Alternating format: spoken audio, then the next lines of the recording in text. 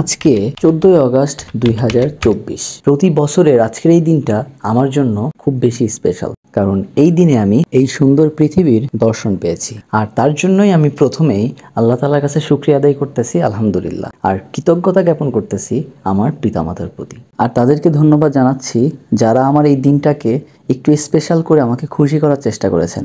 এখানে আরাফাত ভাই এবং বাসায় আমার ওয়াইফ আমাকে সারপ্রাইজ দিচ্ছে, আমাকে একটু খুশি করার জন্য সেলিব্রেশন করছে। এরকম আসলে সেলিব্রেশন কেউ কখনো আমার বার্থডেতে করে নাই, আর আমি কখনো এটা করিও না, কারণ বার্থডে সেলিব্রেশনটা আমার কাছে খুব একটা গুরুত্বপূর্ণ না। তবে আজকে যে দুইটা সেলিব্রেশন হয়েছে এই দুইটার বিষয়ে আমি আসলে কিছুই জানতাম না, আর যখন জানছি তখন আসলে এটা ক্যান্সেল করার কোনো ওয়ে ছিল না। আর আমি কখনো কারোর মনে কষ্টও দিতে চাই না।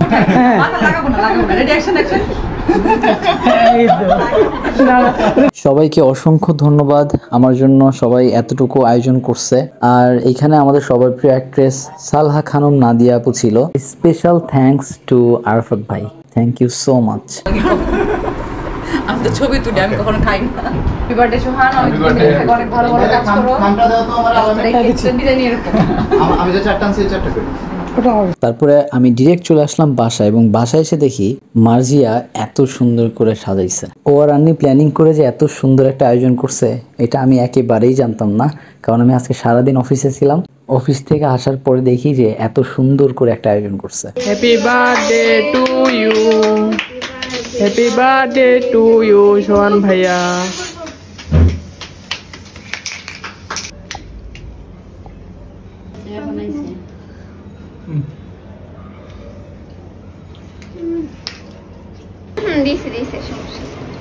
কেক কাটার আগে আসলে কেকের ভিডিও করতে ভুলে গেছিলাম, তো কেক কাটার পরে মনে হয়েছে কি আর করার, ইটস ব্যাড লাক।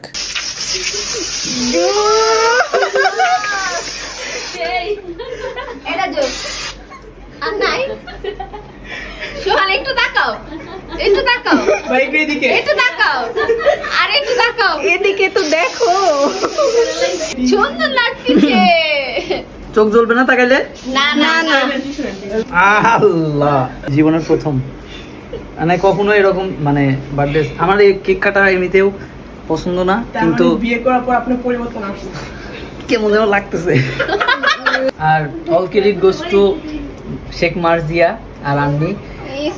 আন্নি আর শেখ মার্জিয়ারে অনেক অনেক ধন্যবাদ, মানে এত সুন্দর একটা আয়োজন করার জন্য।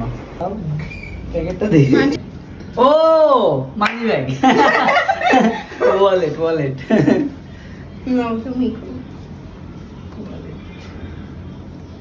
Oh, nice. Thank you.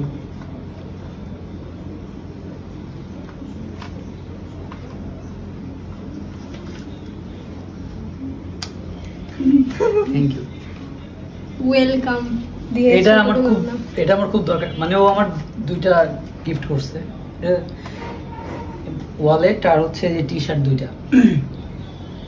এই দুইটা জিনিস আমার খুব ইম্পর্টেন্ট ছিল, মানে খুব দরকার ছিল। আমি কোনো শপিং করতে যেতে পারতেছিলাম না কাজের প্রেশারের কারণে, আর এই জন্য এগুলা কিনতে পারতেছিলাম না। ও এটা বুঝছে, আসলে গিফটগুলো এমনই হওয়া উচিত যেটা দরকার। কেকটা অনেক মজা ছিল, আন্নি সেই টুঙ্গি থেকে কেক নিয়ে মিরপুরে দৌড় দিছে। আন্নিকে অনেক লম্বা লম্বা পা দিয়ে দৌড়ায় সারাদিন আন্দোলন করছে, যুদ্ধ করছে, আর এখন হইতেছে কেক খাওয়াইতে আসছে। আজকের ভিডিওটা এই পর্যন্তই, আপনাদের সাথে আবার দেখা হবে নেক্সট কোনো ভিডিওতে। সেই পর্যন্ত সবাই ভালো থাকবেন, সুস্থ থাকবেন। আল্লাহ হাফেজ, আসসালামু আলাইকুম।